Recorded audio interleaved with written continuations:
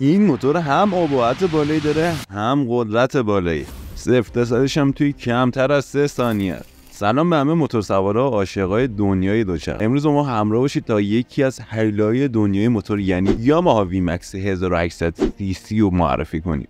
مثلا معروفیه که میگه نه هر که چهره برافروخت دلبری داند، اما این موتور هم چهره داره و هم دلبری میکنه. ویژگی‌های فنی این موتور یاماها وی مکس با قلب تپنده 1800 cc V4 میاد که مثل تیغ سپید صبح بر جاده‌ها میدرخشه و با قدرت 200 اسب بخار جای هیچ حرفی و باقی نمیذاره. اونقدر قدرت داره که بخوای گازش رو بگیری باید حواست باشه که کار از محکم کاری عیب نمیکنه، چون سرعت رو مثل باد تجربه میکنی. این شاهکار یاماها برای اولین بار توی سال 1985 وارد بازار شد و به مرور تغییرات و بهبودایی توی طراحی و تکنولوژی اون صورت میگیره. گفتنیه که هر ساله این تجربه و تکنولوژی به کمال بیشتری میرسن. سیستم کمک و تعلیق. سیستم تعلیق جلو از نوع تلسکوپی معکوس و توی عقب تعلیق چند لینک میشه که جاده‌های ناهموار رو مثل سنگی که با آب نرم میشه هموار میکنه. کمک جلو عقب تضمین میکنه که هیچ چیز جلودار شما نیست. سیستم و تجهیزات. برخورداری از فناوری‌های مدرن مثل ترمزهای ABS و سیستم کنترل فشار باد لاستیکا.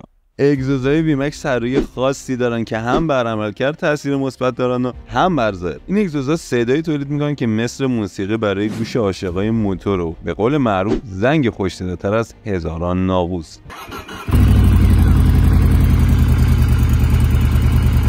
صدای خودش این موتور درست این مفهوم رو به شما میرسونه که عمر دست خداست، ولی میشه گفت با سوار شدن به این موتور شما یه عمر هیجان لذت رو با امنیت تجربه خواهید کرد. این موتور همون چیزیه که دنبالش میگردی اگه دنبال یه ظاهر زیبا علاوه بر اون سرعت زیاد و قدرت زیاد هستی. این موتور 200 اسب بخار قدرت داره و با این قدرتش دیگه جایی واسه حرف باقی نمیذاره. 0-100 این هیولا حدود 2.6 ثانیه است که نشون میده شتابش عالیه و از موتوری مثل CB1300 و حتی بیکینگ هم بیشتره. تا ویدیو بعدی چرخهایتون همیشه به سلامت بچرخن.